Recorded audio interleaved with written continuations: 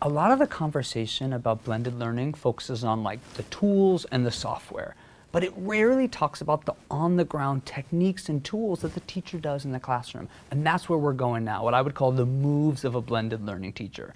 Now, a caveat. This might be a bit in the weeds, and if you're not going to be in an actual classroom setting, feel free to skip this next section. But I personally think it's by getting into the weeds that we start to make this real and tangible, and you can actually start to understand how do we succeed as a teacher in these new kinds of classrooms. Doug Lemov wrote this great book, Teach Like a Champion, that profiles some of these strategies for getting great student outcomes in traditional classrooms. So we asked the teachers in our blended learning schools, what are their strategies for getting great student outcomes? And they shared some great strategies and systems. All right, if you can hear my voice, clap once. If you can hear my voice, put your hands on your head. If you can hear my voice, close your screens. And get ready for Mad Minute Fluency. Some tools and routines that I used in my blended classroom and that I've seen work in other blended classrooms, definitely you still always need an attention signal. Lots of blended teachers use lots of different signals, but imagine you've got 20, 30, 40, 50 kids with earbuds in, and they're staring at their screen. They're not going to hear your ding, they're not going to hear your clap or your stomp or whatever it might be. And so I've actually done a lot of kind of stadium style wave with kids where I might tap a kid on the shoulder with 2 fingers, the first kid, and they put their hand up. But then before they put their hand up, they know to tap the next kid and the next kid, and it kind of waves around the room. And honestly, the attention signal can take a little longer than a normal kind of classroom attention signal, but that's the sort of thing that we figured out. Think about the act of starting a class and how teachers do what we call a do now or some sort of launching activity. In a blended classroom, teachers and students need entrance procedures and they need exit procedures.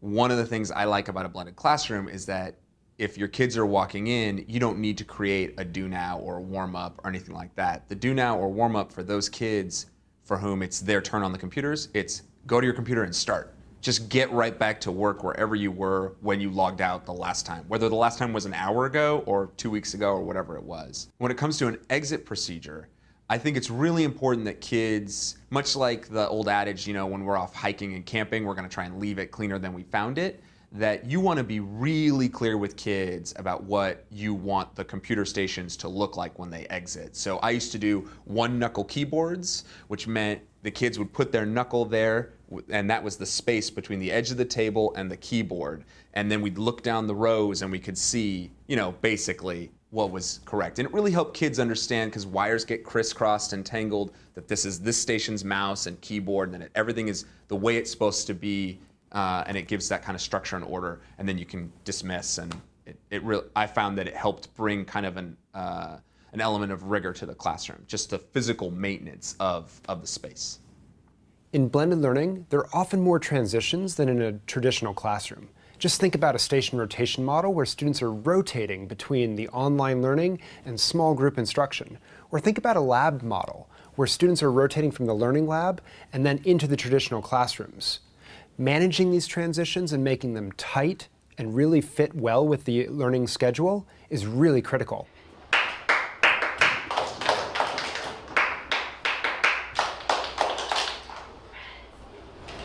Team Courage, please sign out.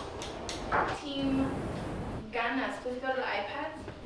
Team Honor, go to the iPads. Team Ganas, please go to the Chromebooks. So, 1 minute, please give the rulers back.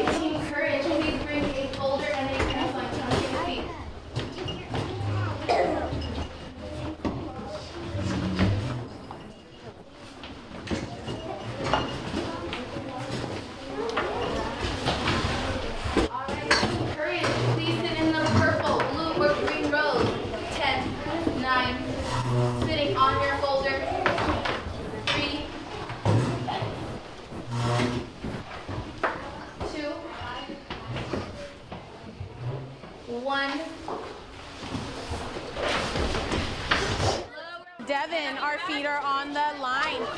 Okay, I want you in and log on in 10 seconds. Let's go.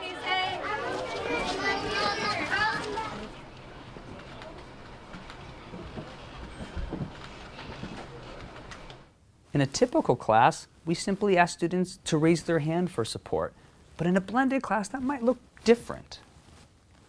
When we first see students enter environments where they can learn at their own pace, we see the ping pong effect is what we call it. And students don't know what to do. Their hands start shooting up. The teacher's looking around, there's 20 hands, and they don't know who to respond to. And if you were to put a camera at the top of the room, you would just see them it's like whack-a-mole. They're ping-ponging around the room.